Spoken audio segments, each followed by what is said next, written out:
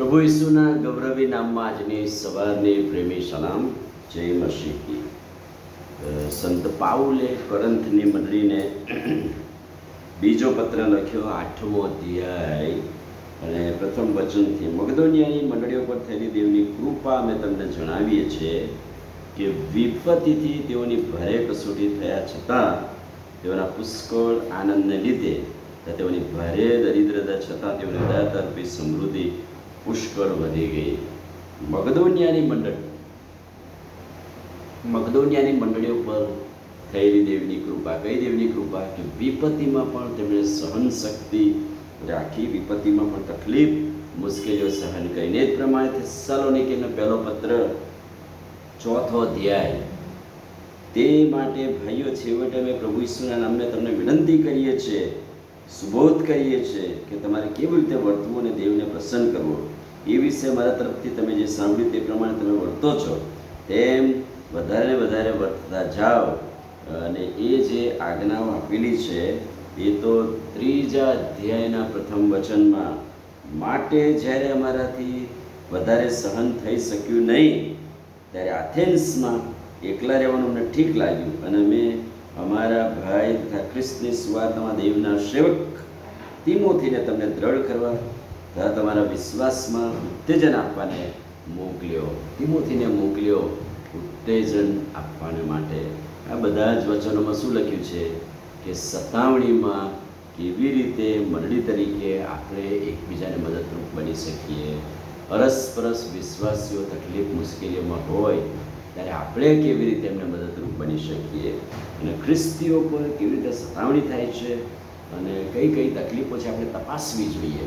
અને એટલે જે સંસ્થાઓ પોતાના મેગેઝિન બહાર પાડે છે એમાં આખા ભારતના રાજ્યોમાં ક્યાં ક્યાં સતાવણી છે એ આપણે વાંચીએ અને એમને માટે દરરોજ પ્રાર્થના કરીએ.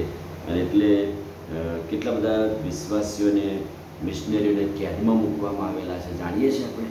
એવા કેદમાં ગયેલા વિશ્વાસીઓ અને સેવકો માટે આપણે પ્રાર્થના કરી શકીએ. એટલે સતાવણીમાં કયા કયા લોકો કેવી રીતે ફસાયેલા હોય.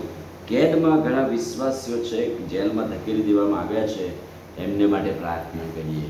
બીજી વાત, જે વિશ્વાસીઓ સાથે ભેદભાવ રાખવામાં આવે છે, આપણે એક સતાવણી જ કહેવાય કે આપણને અન્યાય થાય, આપણને જે ન્યાય મળવો જોઈએ અથવા તો આપણને જે લાભ મળવો જોઈએ એમાં ભેદભાવ રાખવામાં આવે.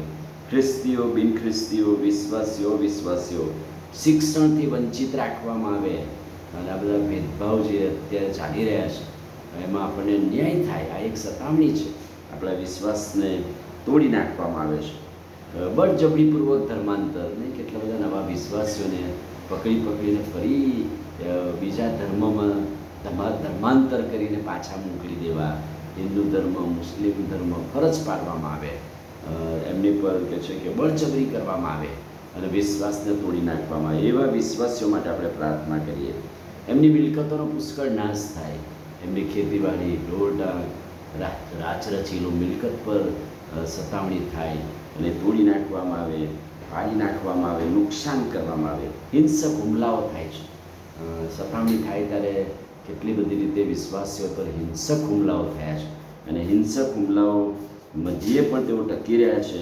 એમને માટે આપણે પ્રાર્થના કરીએ. ખાસ કરીને અલગ અલગ દેશો, દાખલા તરીકે ઉત્તર કોરિયા, કે જ્યાં ખ્રિસ્તીઓને શોધીને સજા કરવામાં આવે છે, મારવામાં આવે છે, પકડવામાં આવે, છતાંય ત્યાં જબરજસ્તની આત્મિક જાગૃતિ છે.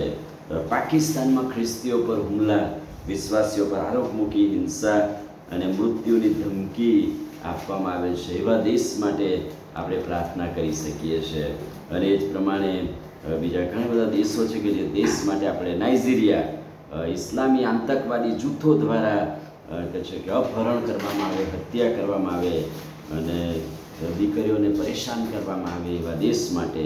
ચીન કડક કાયદા હેઠળ કહે છે કે ધર્મસેવકોને ધરપકડ કરીને ધાર્મિક સામગ્રીઓ સાથે મારી દેવામાં આવે, ભસ્મ કરવામાં આવે. અને ખાસ કરીને આપણો ભારત દેશ, હિન્દુ રાષ્ટ્રવાદને કારણે ખ્રિસ્તીઓ પર કેટલા બધા હુમલાઓ થાય છે.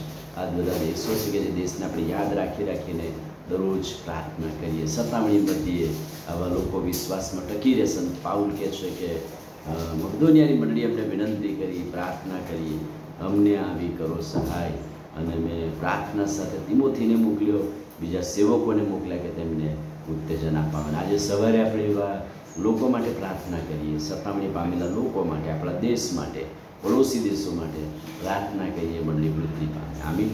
પ્રભુ, આજે સવારે તમારા ખાતરીદાયક અદ્ભુત વચનને માટે આભાર. વચનના પ્રકાશમાં અમને દોરો, અમને તમારું સામર્થ્ય આપો. પ્રભુ ઈસુના નામમાં પ્રાર્થીએ છીએ, સાંભળો ને માન્ય કરો. આમીન. God bless.